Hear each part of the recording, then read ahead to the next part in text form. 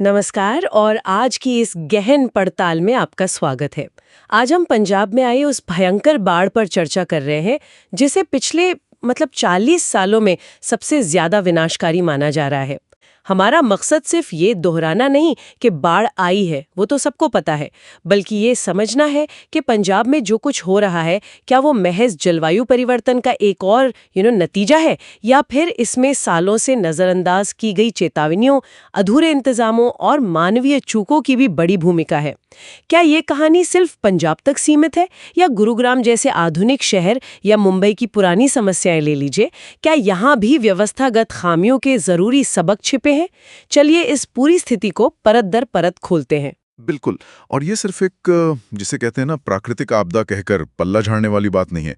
ये स्थिति हमें गंभीरता से सोचने पर मजबूर करती है कि विकास की हमारी जो समझ है, पर्यावरण के प्रति हमारा रवैया और शासन चलाने के हमारे तौर तरीकों में वो संतुलन कहाँ बिगड़ रहा है। ये विश्लेषण हमें आंकड़े तो देता ही है, साथ ही वो ऐतिहासिक संदर्भ और उन मानवीय कारकों की ओर भी इशारा करता है जिन पर गौर करना अब बेहद जरूरी हो गया है। तो शुरुआत करते हैं जमीनी हकीकत से। अभी हालात क्या है वहां? विश्लेषण बताता है कि पंजाब 40 साल की सबसे बुरी बाढ़ का सामना कर रहा है। आंकड़े तो वाकई डराने वाले हैं। 30 से ज्यादा लोगों की जान जा चुकी है। करीब 3 लाख एकड़ जमीन पर फसल पूरी तरह तबाह। 1000 से ज्यादा गांव पानी में हैं। हाँ, और लगभग 12,000 लोगों को रेस्क्यू करना पड़ा है, मुश्किल हालात से निकालकर। और नदियां सतलज, ब्यास, रावी सब उफान पर हैं, खतरे के निशान से ऊपर बह रही हैं। गुरदासपुर से लेकर नीचे फिरोजपुर तक कई जिले चपेट में हैं। बाप रे। और जो बात सबसे ज्यादा चिंता बढ़ा रही है वो ये है कि भाखड़ा, पोंग, रंजीत सागर जैसे बड़े बांधों से लगातार भारी मात्रा में पानी छोड़ना पड़ रहा है। अच्छा, क्यों छोड़ना पड़ रहा है? क्योंकि ये जलाशय खतरे के निशान के पास या उसे पार कर चुके हैं। और जरा सोचिए, अभी मॉनसून का मौसम खत्म नहीं हुआ है, हम सितंबर की शुरुआत में हैं। हाँ, अभी तो बारिशें और हो सकती हैं। बिल्कुल। और ये विशाल जलाशय पहली अपनी क्षमता तक भर चुके हैं। ऊपर से मौसम विभाग और बारिश की चेतावनी दे रहा है। ये सब देखकर 1988 की वो भयानक बाढ़ याद आती है, जब पंजाब ने करीब 500 जानें गंवाई थीं। खतरा इस बार भी कुछ वैसा ही लग रहा है। आपने शुरू में गुरुग्राम का उदाहरण दिया था और दिलचस्प है कि ये विश्लेषण भी वहीं से शुरू होता है। मिलेनियम सिटी, साइबर हब, बड़े बड़े नाम, लेकिन कुछ घंटों की बारिश में पानी पानी। हाँ बिल्कुल। बताया गया कि कैसे शहर के प्राकृतिक जल निकास तंत्र, शहर की हाइड्रोग्राफी, पानी कैसे बहता है, कहाँ जमा होता है, उसे पूरी तरह नजरअंदाज कर दिया गया। झीलें पाट दी गईं, नालों पर कब्जे हो गए और नतीजा सबके सामने है। क्या पंजाब में भी इसी तरह का पैटर्न दिख रहा है? शायद ज्यादा बड़े पैमाने पर। हाँ, दुर्भाग्य से ये पैटर्न सिर्फ गुरुग्राम या मुंबई तक ही सीमित नहीं है। ये हमें कई जगहों पर दिख रहा है। प्राकृतिक जल निकासी के रास्तों की अनदेखी करना, उन पर अतिक्रमण करना और बिना दूर की सोचे अनियोजित निर्माण कार्य करना। पंजाब के मामले में ये समस्या सिर्फ शहरों के अंदरूनी नालों तक ही नहीं रुकी है, बल्कि ये नदियों के अपने रास्ते, उनके बाढ़ क्षेत्र यानी फ्लड प्लेन्स तक फैल गई है। सतलज नदी का उदाहरण हमारे सामने है, जिसके सूखे रिवर बेड यानी वो जमीन जो नदी के सिकुड़ने से खाली हो गई थी, उस पर लोगों ने खेती करनी शुरू कर दी, घर बना लिए। ये सोचकर कि अब नदी यहाँ नहीं आएगी, शायद यही सोचकर। लेकिन जब ज्यादा पानी छोड़ा गया तो नदी ने अपना पुराना रास्ता पकड़ लिया और सब डूब गया। तो ये गुत्थी तो उलझती जा रही है। ये सिर्फ प्रकृति का कहर है, जिसे हम क्लाइमेट चेंज कह देते हैं, या इसमें इंसानी गलतियों का भी बड़ा हाथ है? क्योंकि देखिए, 1988 की बाढ़ के बाद भी तो स्टडीज हुई थी। हाँ, हुई थी। उन स्टडीज ने भी माना था कि नदियों में पानी का स्तर बढ़ना तो एक कारण था ही, लेकिन साथ ही कई मानवीय कारक भी जिम्मेदार थे, जैसे पानी का सही प्रबंधन न होना, ड्रेनेज सिस्टम का खस्ता हाल होना, नहरों का गाद से भर जाना, बांधों का रखरखाव ठीक से न करना, अवैध रेत खनन, जंगलों का कटना और वो फ्लड प्लेन पर निर्माण। बिल्कुल। चिंता की बात यह है कि विश्लेषण के मुताबिक आज इतने साल बाद भी कमोबेश यही कारण फिर से सामने आ रहे हैं। बिल्कुल सही कहा आपने। ये विश्लेषण 6 मुख्य मानवीय कारकों को रेखांकित करता है जो पंजाब की इस मौजूदा त्रासदी के लिए जिम्मेदार लगते हैं। पहला है बांध। देखिए, बांध बनाए तो जाते हैं अच्छे कारणों के लिए, बिजली, सिंचाई, बाढ़ रोकना, लेकिन इनका एक दूसरा पहलू भी है। जब मानसून में बहुत ज़्यादा बारिश होती है और बांध अपनी क्षमता से ज़्यादा भरने लगते हैं तो उनकी सुरक्षा के लिए अचानक भारी मात्रा में पानी छोड़ना पड़ता है। अच्छा। यही पानी नीचे के इलाकों में जहां लोग बसे होते हैं अचानक बाढ़ ले आता है। जैसा आपने सतलज का उदाहरण दिया, बांध बनने से नदी का बहाव कम हुआ, जमीन खाली हुई, लोग बस गए। लेकिन जब बांध से पानी छोड़ा गया तो वही बस्तियां और खेत डूब गए। यानी बांध जो बाढ़ रोकने के लिए बने थे, कुछ परिस्थितियों में बाढ़ का कारण बन जाते हैं। और दूसरा कारण आपने बताया, ड्रेन्स और तटबंधों का रखरखाव न होना। ये भी एक बड़ी समस्या है। नदियों के किनारे तटबंध बनाए जाते हैं ताकि पानी बाहर न निकले। शहरों गांवों से पानी निकालने के लिए ड्रेन्स होती हैं, लेकिन अगर इनकी नियमित मरम्मत ना हो, सफाई ना हो, इन्हें मजबूत ना रखा जाए तो ये वक्त के साथ कमजोर पड़ जाते हैं। इस बार की बाढ़ में हमने देखा कि रावी और ब्यास नदियों पर बने कई तटबंध टूट गए। क्यों टूटे? विश्लेषण इशारा करता है कि उनके रखरखाव पर शायद उतना ध्यान नहीं दिया गया जितनी जरूरत थी, और अवैध रेत खनन से भी तटबंध कमजोर होते हैं, इस पर भी बात की गई है। और तीसरा, एक ऐसा मुद्दा जो बार बार सुनने में आता है, सिल्टिंग, यानी नदियों में गाद का जमना। ये कैसे बाढ़ को बढ़ाता है? ये समझना बहुत जरूरी है। नदियां पहाड़ों से बहते हुए अपने साथ मिट्टी, रेत मतलब गाद लेकर आती हैं। यही गाद फैलकर उपजाऊ मैदान बनाती है। लेकिन हमने क्या किया? हमने नदियों को काबू में करने के लिए उनके दोनों किनारों पर ऊंचे ऊंचे तटबंध बना दिए। हाँ, बांध दिया नदी को। बिल्कुल। अब नदी एक संकरे रास्ते में बहने लगी। नतीजा यह हुआ कि जो गाद पहले दूर तक फैल जाती थी, वो अब उसी संकरे रास्ते में नीचे जमने लगे। साल दर साल गाद जमने से नदी का तल ऊंचा होता गया और उसकी पानी ले जाने की क्षमता, जिसे वाटर कैरिंग कैपेसिटी कहते हैं, वो घटती गई। कितना घट गई? क्या इसका कोई अंदाजा है? विश्लेषण सतलज नदी का एक चौंकाने वाला आंकड़ा देता है। बताया गया है कि गाद जमने की वजह से सतलज की पानी ले जाने की क्षमता, जो कभी 2 से 3 लाख क्यूसेक हुआ करती थी, क्यूसेक यानी क्यूबिक फीट पर सेकंड, हाँ, वो अब घटकर महज 80 से 90 हजार क्यूसेक रह गई है। अरे बाप रे, मतलब 1/3 या 1/4 ही रह गई। बिल्कुल। तो जाहिर है, जब पीछे से ज्यादा पानी आता है तो नदी उसे संभाल नहीं पाती और पानी किनारों को तोड़कर या ऊपर से बहकर आसपास के इलाकों में फैल जाता है। 2020 की एक सरकारी रिपोर्ट में भी सिल्टिंग को बाढ़ का बड़ा कारण माना गया था और डीसिल्टिंग यानी गाद निकालने पर जोर दिया गया था। लेकिन लगता है जमीनी स्तर पर पर्याप्त काम नहीं हुआ। ये तो वाकई चिंताजनक है कि नदी की क्षमता ही इतनी कम हो गई है। चौथा कारण भी कुछ कम हैरान करने वाला नहीं है, फ्लड प्लेन पर निर्माण। आपने सतलज के रिवर बेड का जिक्र किया था, लेकिन विश्लेषण पटियाला शहर का भी उदाहरण देता है। हाँ, पटियाला में बताया गया है कि शहर के कई रिहायशी इलाके उन जमीनों पर बने हैं जो असल में चोल यानी मौसमी बरसाती नालों की जमीन थी। चोल, अच्छा, मतलब प्राकृतिक नाले। हाँ, ये नाले बारिश के अतिरिक्त पानी को शहर से बाहर निकालने का कुदरती रास्ता था, लेकिन उन पर निर्माण हो गया। और हैरानी की बात यह है कि विश्लेषण के अनुसार इस तरह के निर्माण को कथित तौर पर सरकारी एजेंसियों जैसे कि राज्य की urban planning and development authority से ही मंजूरी मिली। क्या बात कर रहे हैं? मतलब सरकारी इजाजत से? विश्लेषण तो यही इशारा करता है। ये दिखाता है कि कैसे नियमों को ताक पर रखकर विकास किया जा रहा है। 5वां कारण पंजाब की कृषि व्यवस्था से जुड़ा है। धान की खेती, पैडी कल्टीवेशन, ये कैसे बाढ़ में योगदान दे रहा है, ये थोड़ा समझना मुश्किल है। देखिए, पंजाब का मौसम और मिट्टी ऐतिहासिक रूप से कपास और मक्का जैसी फसलों के लिए ज्यादा अनुकूल थी।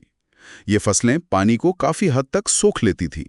लेकिन हरित क्रांति के बाद पानी की ज्यादा जरूरत वाली धान की फसल पर जोर बढ़ गया। हाँ, पैडी कल्टीवेशन। धान की खेती के लिए खेतों में पानी खड़ा रखना पड़ता है। इसका एक नतीजा ये हुआ कि जमीन की पानी सोखने की जो प्राकृतिक क्षमता थी, वो धीरे धीरे कम होती थी। अब जब कम समय में बहुत ज्यादा बारिश होती है तो पानी जमीन के अंदर जाने की बजाय सतह पर ही बहता है और तेजी से जमा होकर बाढ़ की स्थिति पैदा कर देता है। अच्छा, तो मतलब जमीन स्पंज की तरह काम नहीं कर पा रही है। कुछ हद तक हाँ। तो एक फसल जिसने पंजाब को खाद्य सुरक्षा दी, वो अप्रत्यक्ष रूप से बाढ़ के खतरे को भी बढ़ा रही है। ये एक जटिल पहलू है।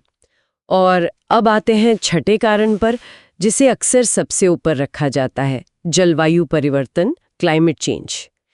क्या विश्लेषण इसे मुख्य कारण मानता है? विश्लेषण जलवायु परिवर्तन को एक महत्वपूर्ण कारक मानता है, लेकिन इसे एकमात्र कारण नहीं बताता। ये साफ है कि जलवायु परिवर्तन हो रहा है और इसका असर हिमालय क्षेत्र, जिसे तीसरा ध्रुव भी कहते हैं, पर बहुत गहरा पड़ रहा है। ग्लेशियर तेजी से पिघल रहे हैं। हाँ, ये तो हम सुन ही रहे लगातार। बर्फ की स्थायी परतें पिघल रही हैं, जिससे नदियों के बहाव में अप्रत्याशित बदलाव आ रहे हैं। कभी सूखा तो कभी अचानक भीषण बाढ़, फ्लैश फ्लड और भूस्खलन की घटनाएं बढ़ रही हैं। विश्लेषण घाघर नदी का उदाहरण देता है। ये एक मौसमी नदी है, इस पर कोई बड़ा बांध भी नहीं है। अच्छा। लेकिन जब इसके ऊपरी जलग्रहण क्षेत्र यानी हिमाचल और हरियाणा में अत्यधिक बारिश होती है तो इसका पानी पंजाब में आकर भारी तबाही मचाता है। ये दिखाता है कि कैसे पहाड़ों पर होने वाली मौसमी घटनाओं का असर मैदानों तक पड़ रहा है और जलवायु परिवर्तन इस पैटर्न को और तेज कर रहा है। तो ये स्पष्ट है कि कारण कई हैं और आपस में जुड़े हुए हैं, प्राकृतिक भी और मानवीय भी। अब जरा राजनीतिक पहलू पर आते हैं। विश्लेषण बताता है कि पंजाब की मौजूदा आप सरकार के खिलाफ लोगों में काफी गुस्सा है, खासकर राहत कार्यों को लेकर। वो मंत्रियों की नाव वाली घटना का भी जिक्र है। हाँ, विश्लेषण में उस घटना का जिक्र है जब राज्य सरकार के 3 मंत्री बाढ़ प्रभावित इलाके का दौरा करने नाव से निकले थे और कथित तौर पर आपस में कुछ हल्की फुल्की बातें जैसे स्वीडन और गोवा के क्रूज टूर का जिक्र करते हुए कैमरे पर रिकॉर्ड हो गए। अरे बाढ़ के बीच में। हाँ। इस घटना की सोशल मीडिया पर और लोगों के बीच काफी आलोचना हुई क्योंकि ये संवेदनहीनता का प्रतीक लगी। दूसरी तरफ मुख्यमंत्री भगवंत मान केंद्र सरकार को पत्र लिखकर पंजाब के रुके हुए फंड्स जैसे आरडीएफ का पैसा जारी करने की मांग कर रहे हैं ताकि राहत और पुनर्वास का काम तेजी से हो सके। और राज्य के वित्त मंत्री केंद्र पर पंजाब के साथ भेदभाव करने और फंड रोकने का आरोप लगा रहे हैं। तो एक तरह की खींचतान चल रही है। केंद्र की प्रतिक्रिया पर भी कुछ कहा गया है विश्लेषण में यह बिंदु उठाया गया है कि जब अमेरिका के टेक्सास या पड़ोसी देश पाकिस्तान में बाढ़ आई तो प्रधानमंत्री ने तुरंत ट्वीट करके संवेदना जताई और मदद की पेशकश की। अफगानिस्तान भूकंप में भी भारत ने मदद भेजी, लेकिन पंजाब की इतनी बड़ी त्रासदी पर केंद्र की तरफ से प्रतिक्रिया आने में कथित तौर पर कुछ देरी हुई। हालांकि बाद में गृह मंत्री और अन्य केंद्रीय मंत्रियों की तरफ से पंजाब को हर संभव मदद का आश्वासन दिया गया और कुछ राहत राशि की घोषणा भी हुई। लेकिन ये देरी और फंड्स को लेकर चल रही खींचतान आपदा के समय में राजनीति का एक दुखद पहलू उजागर करती हैं। लेकिन यहाँ ये समझना भी जरूरी है और विश्लेषण भी इस बात पर जोर देता है कि ये स्थिति सिर्फ मौजूदा सरकार की देन नहीं है, ये समस्याएं तो दशकों पुरानी हैं। बिल्कुल सही कहा। विश्लेषण साफ तौर पर कहता है कि मौजूदा सरकार को जिम्मेदार ठहराना आसान है, लेकिन ये पूरी तस्वीर नहीं है। ये समस्याएं सालों से जमा हो रही थीं। इससे पहले कांग्रेस की सरकारें रहीं, अकाली दल की सरकारें रहीं। हाँ, तटबंधों का रखरखाव, नदियों की डीसिल्टिंग, अवैध खनन पर रोक, फ्लड प्लेन जोनिंग, ये ऐसे मुद्दे हैं जिन पर लगातार काम करने की जरूरत थी। लेकिन शायद किसी भी दल ने सत्ता में रहते हुए इन्हें उतनी प्राथमिकता नहीं दी जितनी मिलनी चाहिए थी। सही बात है। याद कीजिए, 2025 से पहले 2023 में भी पंजाब ने बाढ़ झेली थी। 2021 में भी करीब 1400 गांव प्रभावित हुए थे। तो ये एक निरंतर चली आ रही व्यवस्थागत विफलता है जिसकी जिम्मेदारी सामूहिक है। विश्लेषण में एक और घटना का जिक्र है जो इस राजनीतिक खींचतान को दर्शाती है। हाँ। आपके ही एक विधायक की गिरफ्तारी की कोशिश हुई। हाँ, आम आदमी पार्टी के ही एक विधायक हरमीत सिंह, जिन्होंने अपनी ही सरकार के बाढ़ प्रबंधन पर सवाल उठाए थे और कुछ अधिकारियों पर कार्रवाई की मांग की थी। उन पर अचानक एक पुराने मामले में पुलिस ने कार्रवाई करने की कोशिश की। इसे कई लोगों ने आलोचना को दबाने की कोशिश के तौर पर देखा। ओहो। ये दिखाता है कि कैसे आपदा के समय में भी राजनीतिक स्कोर सेटल करने की प्रवृत्ति हावी हो सकती है, जबकि जरूरत एकजुट होकर काम करने की होती है। तो इतने सारे कारण, इतनी जटिलताएं, राजनीतिक खींचतान, क्या इसका मतलब है कि स्थिति निराशाजनक है? क्या वाकई कुछ किया जा सकता है या हम बस जलवायु परिवर्तन को दोष देकर हाथ पर हाथ धरे बैठे रहें? नहीं, देखिए, विश्लेषण निराशावादी नहीं है। ये स्पष्ट रूप से कहता है कि अगर हम इच्छा शक्ति दिखाएं तो बहुत कुछ किया जा सकता है। शायद हम बाढ़ को पूरी तरह रोक ना पाएं, खासकर जलवायु परिवर्तन के दौर में, लेकिन हम निश्चित रूप से उसके प्रभाव को कम कर सकते हैं, जान माल के नुकसान को न्यूनतम कर सकते हैं। हाँ, मिटिगेशन। बिल्कुल, मिटिगेशन। सबसे पहली और बुनियादी जरूरत है समस्या को स्वीकार करना। ये मानना कि हाँ, हमसे गलतियां हुई हैं, हमारे प्रबंधन में कमियां रही हैं। विश्लेषण एक महत्वपूर्ण सुझाव देता है कि सभी राजनीतिक दलों को मिलकर एक न्यूनतम साझा कार्यक्रम बनाना चाहिए। एक संकल्प लेना चाहिए कि सत्ता में चाहे कोई भी आए, बाढ़ नियंत्रण और प्रबंधन से जुड़े कुछ बुनियादी काम हर साल बिना किसी कोताही के किए जाएंगे। और वो बुनियादी काम क्या हो सकते हैं? विश्लेषण क्या ठोस कदम सुझाता है? कई ठोस कदम सुझाए गए हैं जो सीधे तौर पर उन कारणों का समाधान करते हैं जिनकी हमने चर्चा की। पहला, बांधों और उनके गेट्स का नियमित साल भर रखरखाव और मरम्मत, ताकि पानी छोड़ने की नौबत आने पर यह प्रक्रिया सुरक्षित और नियंत्रित तरीके से हो सके, अचानक न करनी पड़े। ये जरूरी है। दूसरा, मानसून आने से पहले नदियों के तटबंधों का बारीकी से निरीक्षण करना और जहां जरूरत हो उन्हें मजबूत करना। सिर्फ खानापूर्ति नहीं, बल्कि वास्तविक मजबूती। तीसरा, अवैध रेत खनन पर पूरी सख्ती से रोक लगाना। विश्लेषण इशारा करता है कि खनन करने वाले अक्सर तटबंधों के नीचे या आसपास खुदाई करते हैं, जिससे उनकी नींव कमजोर हो जाती है। हाँ, ये तो सुना है। चौथा, नदियों की नियमित रूप से डीसिल्टिंग यानी गाद निकालने का एक दीर्घकालिक कार्यक्रम बनाना और उसे लागू करना, ताकि नदियों की पानी ले जाने की क्षमता बनी रहे या बढ़े। सही। पांचवा, पूरे ड्रेनेज सिस्टम को सुधारना और उसका विस्तार करना, पुराने नालों को साफ करना, नए बनाना, ताकि बरसाती पानी आसानी से निकल सके। छठा, बाढ़ के लिहाज से संवेदनशील क्षेत्रों की वैज्ञानिक मैपिंग करना। पहले से ये तय करना कि बाढ़ आने पर लोगों को निकालने के लिए सुरक्षित रास्ते कौन से होंगे और उन्हें कहाँ सुरक्षित आश्रय दिया जाएगा। Emergency routes and shelter locations. बिल्कुल। विश्लेषण 2024 की एक सरकारी गाइडबुक का जिक्र करता है, जिसमें ये सब बातें लिखी हैं, लेकिन उसे शायद गंभीरता से लिया नहीं गया। सातवां, खास तौर पे शहरों के लिए स्टॉर्म वाटर ड्रेनेज सिस्टम बनाना, जो तेज बारिश के पानी को तुरंत निकाल सके। विश्लेषण कहता है कि भारत के महज 10% शहरों में ही ऐसा प्रभावी सिस्टम है। सिर्फ 10%? हाँ, जो बताता है कि हमारे शहर बाढ़ के प्रति कितने असुरक्षित हैं। और आखिर में पंजाब की विशाल नहर प्रणाली का बेहतर इस्तेमाल करना। इसे सिर्फ सिंचाई के लिए ही नहीं, बल्कि बाढ़ के समय अतिरिक्त पानी को आबादी वाले इलाकों से दूर मोड़ने के लिए भी इस्तेमाल किया जा सकता है, अगर इसकी सही योजना और डिजाइनिंग हो। तो समाधान मौजूद है, रोड मैप भी लगभग तैयार है।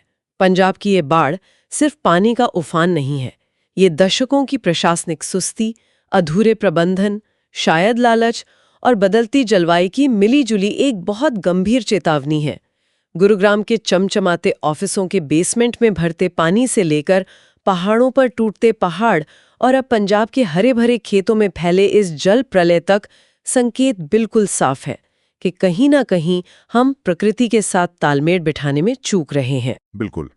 और विश्लेषण के अंत में एक बहुत ही मार्मिक और जरूरी सवाल उठाया गया है। क्या हम हमेशा की तरह सिर्फ एक दूसरे पर दोष मढ़ते रहेंगे? केंद्र राज्य पर, राज्य केंद्र पर, एक पार्टी दूसरी पार्टी पर, हम बनाम वो का ये अंतहीन खेल खेलते रहेंगे? या हम ये बुनियादी बात समझेंगे कि प्रकृति जब कहर बरपाती है तो वो किसी पार्टी का झंडा या धर्म या क्षेत्र नहीं देखती, वो सबको एक समान प्रभावित करती है और शायद हमें एक साथ आने का संकेत देती है। समाधान कागजों पर मौजूद हैं, रिपोर्ट्स धूल फांक रही हैं, गाइडबुक लिखी जा चुकी हैं। जरूरत है तो बस दृढ़ राजनीतिक इच्छा शक्ति की, ईमानदारी की और उन समाधानों को जमीन पर उतारने की। और यहाँ हमारे श्रोताओं के लिए सोचने वाली बात यह है, जैसा कि विश्लेषण इशारा करता है कि जब खतरे की घंटियां सालों से बज रही थीं, जब समाधान ज्ञात थे, रिपोर्ट्स मौजूद थीं, तो फिर हम हर बार आपदा आने का इंतजार क्यों करते हैं? जमीनी स्तर पर कार्रवाई क्यों नहीं होती? ये सवाल सिर्फ पंजाब का नहीं है, ये हमारे पूरे देश की व्यवस्था पर एक बड़ा प्रश्न चिन्ह लगाता है। अगली बार जब हम किसी प्राकृतिक आपदा की खबर देखें या सुने, तो शायद एक पल रुककर ये सोचने का भी मौका हो कि इसके तात्कालिक कारण भले ही बारिश या भूकंप हो, लेकिन हमारी व्यवस्था में वो कौन सी गहरी दरारें हैं, वो कौन सी चूकें हैं जो बार बार ऐसी त्रासदियों को न्योता दे रही हैं और उनके प्रभाव को कई गुना बढ़ा रही हैं।